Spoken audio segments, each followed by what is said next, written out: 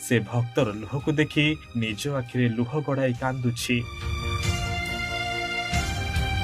आहा कि दृश्य ये, आकु देखिले तो आखिर लुह आखिरे रहु नाही, मन कांदी पकाउछि। आखि कहूछि मु कालियार लुह को देखि सही पारुनी।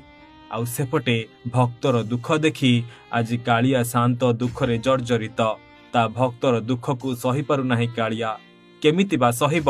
वर्षक परे परा ता भक्त मानकु देखुछि बाहर को आसी। भाबर रंकुणा परा से केमिति सहिब दुख। कालिया कांदिबार दृश्य आज समस्त को कंदाई देछि। आउ कालिया लुह झराई कहिछि, तुमे माने केही व्यस्त हुओनी, मु तुम मानक मन रे अछि, मु तुम मानक भक्ति रे अछि, मु तुम मानक विश्वास रे अछि। पुरी रो शशांक रिपोर्ट, ओडिशा भास्कर।